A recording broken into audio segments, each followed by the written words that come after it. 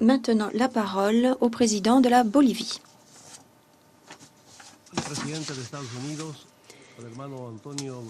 Monsieur le Président des États-Unis, Monsieur le Secrétaire général Antonio Guterres, Mesdames et Messieurs les Présidents, Mesdames et Messieurs, membres du Conseil de sécurité.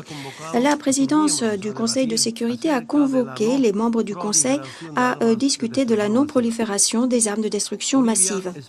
La Bolivie appartient à une région déclarée exempte d'armes nucléaires, et ce depuis plus d'un demi-siècle.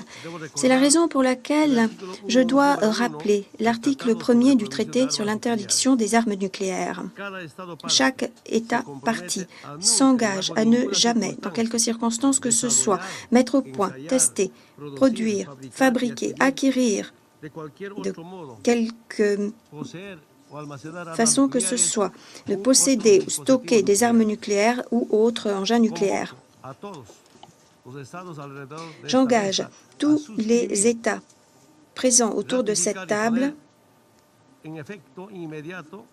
à souscrire immédiatement à ces dispositions et à les mettre en œuvre.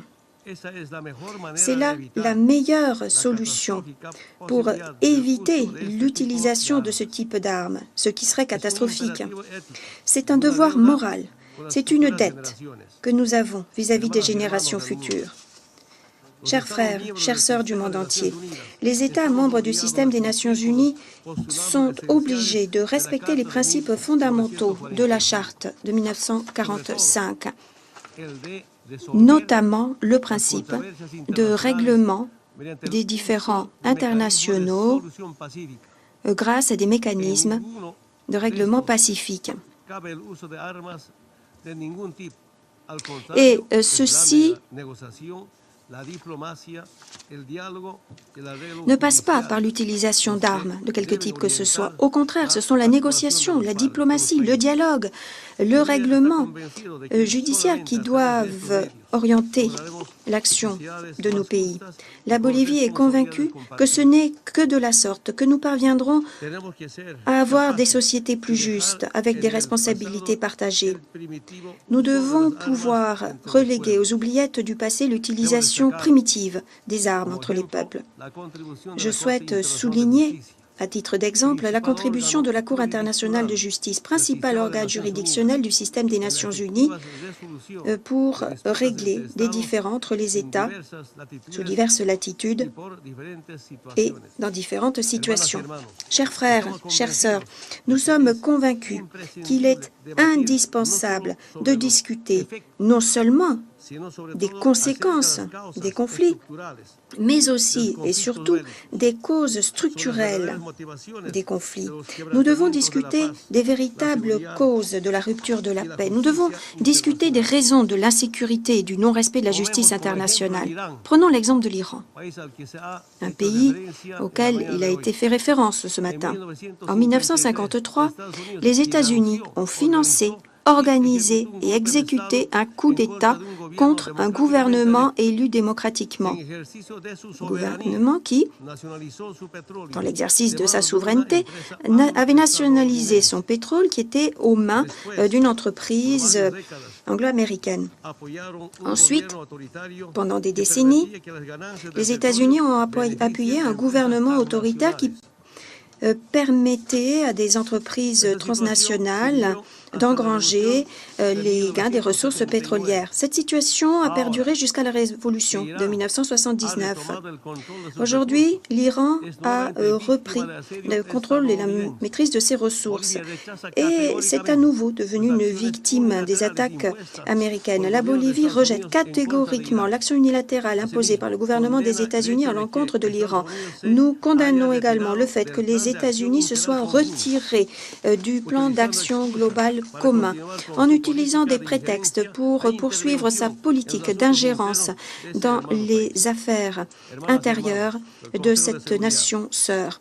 Chers frères, chères sœurs, les membres du Conseil de sécurité, nous faisons référence à la région du Moyen-Orient.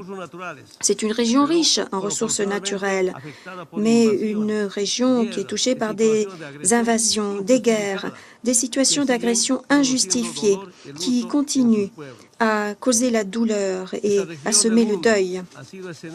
Cette région du monde a été le théâtre des 3 plus grandes agressions commises au XXIe siècle. La première agression, c'était l'invasion illégale de l'Irak, une agression fondée sur un mensonge, selon lequel ce pays possédait des armes de destruction massive. Cette invasion a fait plus d'1 million de morts. La deuxième agression a été le renversement du gouvernement libyen, ce qui a fait des dizaines de milliers de morts, sous prétexte de raisons humanitaires. Et, en conséquence, le pays connaît actuellement une instabilité politique grave et nous avons une crise humanitaire au nord de l'Afrique. Troisième agression, la guerre civile en Syrie. Ces 8 dernières années, cette guerre a fait plus d'1 demi-million de morts. Cette guerre est le produit direct de l'ingérence et du financement de groupes armés et d'organisations terroristes qui sont opposés au gouvernement syrien. Chers frères, chères sœurs, ces derniers mois, les États-Unis ont une nouvelle fois démontré leur mépris pour le droit international, le multilatéralisme et les principes et objets de la Charte des Nations Unies sont bafoués. Chaque fois que les États-Unis envahissent des pays, lancent des missiles ou financent des changements de régime, ils le font accompagné d'une campagne de propagande qui réitère que cette action est menée au nom de la justice, de la liberté, de la démocratie, des droits de l'homme, ou que cette action est menée pour des raisons humanitaires. Je voudrais vous dire une chose, la démocratie n'intéresse pas les États-Unis. Si la démocratie intéressait les États-Unis n'auraient pas financé des coups d'État, ils n'auraient pas appuyé des dictateurs, ils ne menaceraient pas d'intervention militaire des gouvernements élus démocratiquement, comme cela est le cas contre le Venezuela. Les États-Unis ne s'intéressent ni aux droits de l'homme ni à la justice. S'ils s'intéressaient aux droits de l'homme et à la justice, les États-Unis signeraient les conventions internationales de protection des droits de l'homme. Sans oublier les menaces proférées contre les mécanismes d'enquête de la Cour pénale internationale. Les États-Unis ne s'attacheraient pas à promouvoir l'utilisation de la torture. Ils n'abandonneraient pas le Conseil des droits de l'homme. Ils ne sépareraient pas des enfants migrants de leurs familles. Ils ne les mettraient pas dans des cages. Les États-Unis ne sont pas intéressés par le multilatéralisme. S'ils étaient intéressés par le multilatéralisme, ils ne se seraient pas retirés de l'accord de Paris ou du pacte mondial sur les migrations. Ils ne lanceraient pas des attaques unilatérales. Ils ne prendraient pas des décisions comme celle de déclarer illégalement que Jérusalem est la capitale d'Israël. Ce mépris du multilatéralisme est motivé par sa soif de contrôle géopolitique et l'appropriation des ressources naturelles.